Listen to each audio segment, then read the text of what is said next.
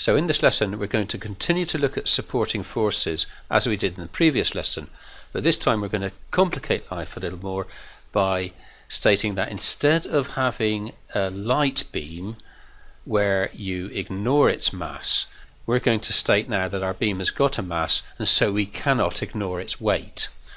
So in addition to the weight produced by the load here, which is 600 newtons acting downwards, we also have a force produced by the weight of the beam, which will be acting from the center of gravity of the beam, which in this case will be acting in the middle, and we'll make that 200 newtons.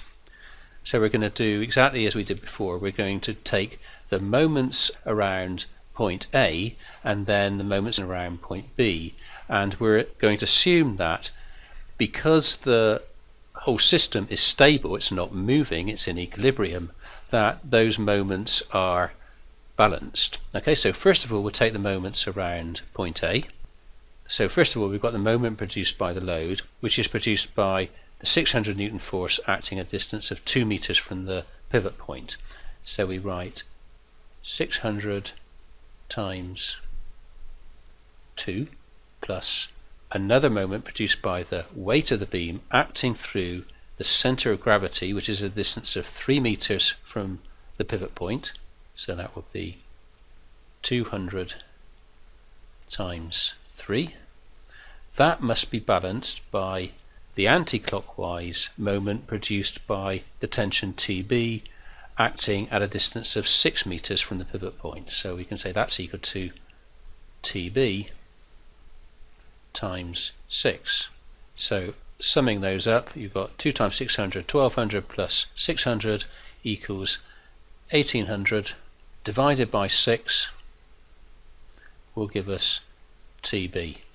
Just make a bit of space.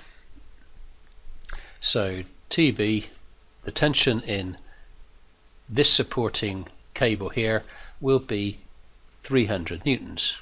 Likewise, we repeat for pivot point B. We take the moments around that point, so we've got first of all an anti-clockwise moment produced by the weight acting at 3 meters from the pivot point, so you've got 200 times 3 plus an anti-clockwise moment produced by the load acting at 4 meters from the pivot point, which is 600 times 4. Okay, so we're taking the anti-clockwise moments on this side and they must be balanced by the clockwise moments, and this is produced by the tension TA multiplied by the distance to the pivot point, which is 6 meters. So that's TA times 6. Okay, we add those up together, we get 3000 divided by 6 equals TA, so TA is equal to 500 newtons. Again, as we mentioned before, we shouldn't be surprised by that. So all of these forces are acting in the vertical direction, and because it's in equilibrium, the vertical forces acting downwards, which is 600 newtons plus 200 newtons, which sums to 800 newtons, must be exactly balanced by the vertical forces acting upwards, which is in this case 500 newtons for TA and 300 newtons for TB. Okay.